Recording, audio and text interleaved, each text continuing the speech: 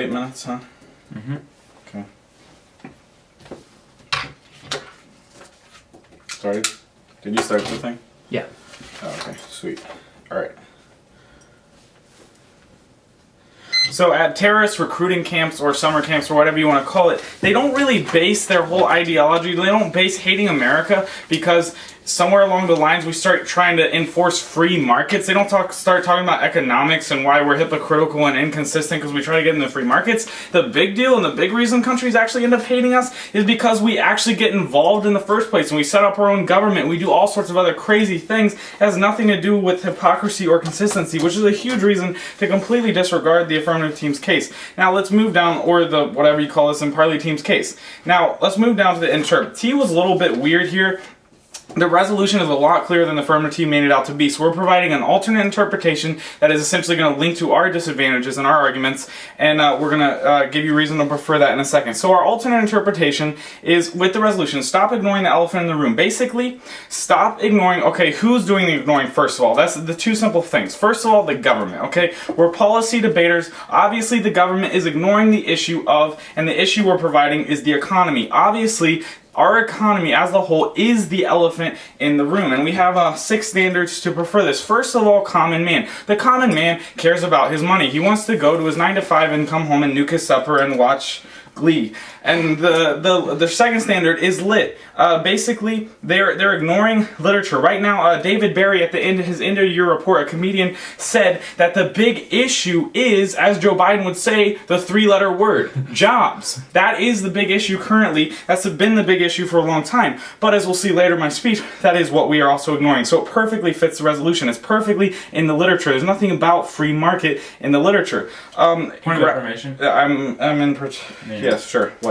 Would you agree with me that you're saying you're defining elephant in the room, correct? I just want to be clear about what you're saying. Elephant in the room. The elephant in the room is the economy, and the elephant in the room is that we're ignoring the jobs and other issues. Okay, moving on to ground. This gives both teams plenty of ground predictability. As my Spanish debate teacher says, es obvio that this would be the interp from this resolution. It's a huge issue. Joe the plumber doesn't care about free market. I mean, ask someone on the street. Have a funny video of interviewing Americans on the street. Nobody knows what a free market is. A market that you don't have to pay for. I mean, no one studies economics in that depth. They just want a job, and that's really the bigger issue. Lastly, basically, our last standard, actually my 5th standard, will just be dad jokes. You can fit an elephant in a refrigerator. You can't fit an elephant in the room they provided. Essentially, this tiny room. Now let's talk about more on case of their topicality. First of all, Amy defined it as an actual room and then somehow jumped to free market. I didn't catch that. I hope you had the same bomb chicky wah wah thoughts I had. I was a little bit off on that one. But also, a metaphor resolution can't be taken literally, okay? When you impact that disadvantage in debate that you're throwing out the baby with the bathwater, you're not literally throwing babies and bathwaters out windows. You're talking about a metaphor, and a metaphor resolution fits the same way. You define terms metaphorically that are metaphors, as Amy admitted in Point of Information. Okay, let's move on. The contentions, I'm going to be grouping a lot of arguments. You have free trade, you have subsidies, etc.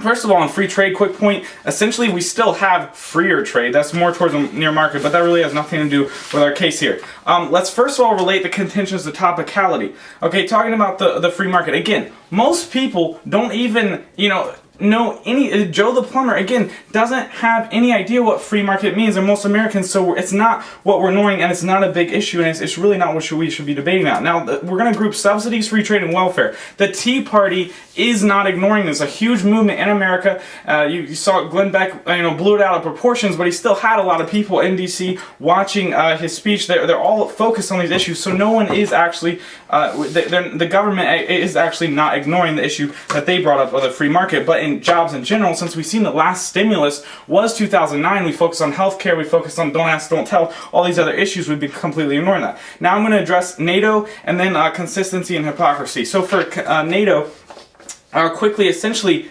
everyone would get kicked out of NATO if that ever happened. I mean, it was a kind of ridiculous impact. That's like saying someone in the KKK should worry about them enforcing the rule that if you're racist, you get kicked out because everyone would be kicked out. Moving on to consistency and hypocrisy. They use this a lot of rhetoric about this. First of all, consistency, you can be consistently bad, you can be consistently good. It has no good or bad connotations. It really shouldn't be, you shouldn't have that as a good impact for the affirmative team. Hypocrisy, not only is it non-unique, it all over the board, it doesn't matter as you go back to my opener with regards to free market. No one is mad about us trying to enforce free markets. They're mad because we're setting up random dictators in their country and doing all sorts of other things that has nothing to do with our view on economics that we don't even enforce. Okay. Point of information, could you just say that again? Could I say what again? I didn't get your last point. My last point, essentially, on hypocrisy, that when countries are mad at us for hypocrisy, it's not because we try to make them read capitalist economics books or anything like that. It's because we do crazy things like set up our whatever dictators we want. Okay. Our disadvantages that relate to our interp, first of all, is going to be capitalism. A disadvantage that we need to keep ignoring. On the op side, you need to go op at the end of the day and continue to ignore the elephant in the room, which is jobs and the economy. My first point is, ignoring is the only fix. We had recessions that we could have gone depression in 1918 and 1909 actually. The presidents then just essentially ignored them. They didn't raise anything, they didn't pass stimulus bills, etc. Then a couple years later in 1929, we have someone who didn't ignore it and it made the recession go into a depression because these policies are counterproductive. My second point is that we have to allow businesses to actually fail. You have to ignore these. We can't be bailing things out. We have to allow them to fail. My third point is that this basically is just making our fall eventually bigger. That if we do actually stop ignoring the issue, we're going to keep passing stimuluses, keep fakely keeping the. I'm running out of time. It's going to keep making the economy worse and worse, and then we're going to have this huge fall. Instead of now, if we just continue to ignore it, we'll forget about the stimuluses and everything, and just let the economy fail, let bad businesses fail because they're bad businesses.